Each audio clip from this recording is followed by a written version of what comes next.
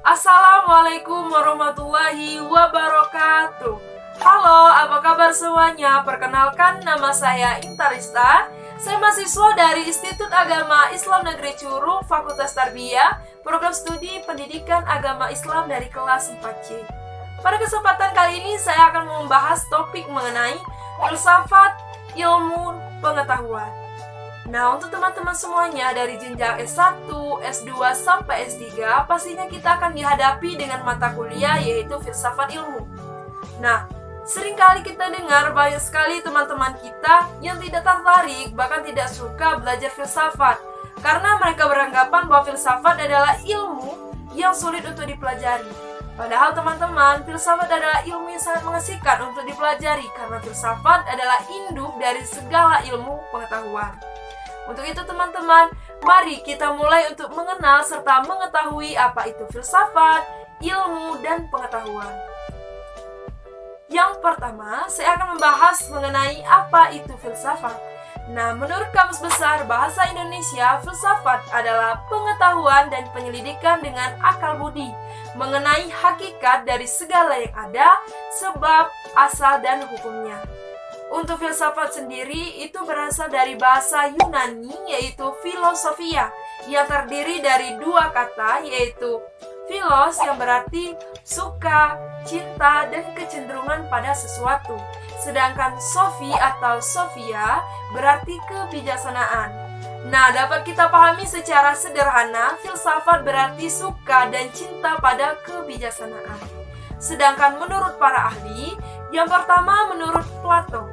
Plato mengatakan bahwa filsafat adalah pengetahuan yang berusaha mencapai pengetahuan tentang kebenaran yang asli. Sedangkan menurut Aristoteles, ia mengatakan bahwa filsafat adalah ilmu pengetahuan yang berisikan kebenaran, yang di dalamnya terdapat ilmu-ilmu metafisika, logika, etika, ekonom, politik, dan estetika. Jadi teman-teman, dengan mempelajari filsafat, kita akan mengetahui kemajuan dari suatu pengetahuan. Jadi jangan ragu serta takut untuk belajar filsafat, karena dengan belajar filsafat, kita akan memahami serta mengetahui diri kita sendiri dan segala sesuatu yang ada di sekeliling kita. Untuk itu teman-teman, ketika kita tidak tertarik, bahkan tidak suka belajar filsafat, maka kita kembalikan lagi. Dengan apa gunanya kita mempelajari filsafat? Yang pertama, yaitu untuk mencari solusi dari berbagai macam masalah. Dengan cara seperti apa? Yaitu dengan cara berpikir filsafat, dengan berpikir kritis. Yang kedua, yaitu dengan digunakan untuk berargumentasi, baik di dalam kelas, maupun saat seminar, dan saat rapat. Jadi, untuk tujuannya sendiri, yang pertama, untuk menjadikan manusia memiliki sifat kebijaksanaan. Untuk itu, teman-teman, dengan belajar filsafat, insya Allah, dalam berpikir, bersikap, bertingkah laku, kita akan bijaksana di dalam kehidupan sehari-hari. Yang kedua, yaitu tentunya agar kita memiliki sudut pandang yang luas dalam memaknai segala sesuatu. Yang kedua, saya akan membahas perbedaan antara filsafat, ilmu, dan pengetahuan. Yang pertama, filsafat. Jadi dengan berfilsafat, kita tidak hanya melihat segala sesuatu itu yang di dekat-dekat kita saja, tetapi dengan berfilsafat, kita akan melihat segala sesuatu dengan jauh ke depan, menyeluruh, komprehensif, serta lebih kritis lagi. Sedangkan ilmu, ilmu ini bersifat universal atau umum, tetapi kebenarannya telah dikaji serta diuji dengan metode ilmiah. Sedangkan pengetahuan ini bersifat individu atau perorangan, kelompok kecil. Jadi contohnya seperti ini. Ketika kita mengkaji sebuah buah, ternyata buah tersebut bisa menyembuhkan segala macam penyakit. Jadi ketika penemuan tersebut dikaji perorangan, maka itu disebut dengan pengetahuan. Namun apabila penemuan tersebut dikaji dengan menggunakan metode ilmiah, maka itu disebut dengan ilmu.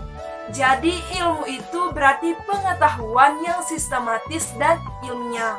Jadi yang pada awalnya itu pengetahuan, lalu pengetahuan tersebut dikaji dengan menggunakan metode ilmiah, maka itu dinamakan dengan ilmu. Jadi ketika kita katakan ilmu pengetahuan, berarti kita sudah mengarahkan pandangan kita pada sebab-sebab yang terdekat.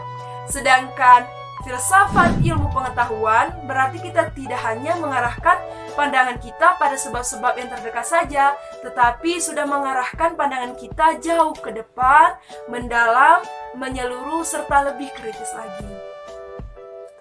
Nah, bagaimana teman-teman? Ternyata kita sudah berada di penghujung video. Jadi tujuan dari video pembelajaran ini agar kita sebagai mahasiswa dapat berpikir secara filosofi, kritis, menyeluruh, dan jauh ke depan. Jadi kita sebagai mahasiswa jangan ragu serta takut untuk belajar filsafat.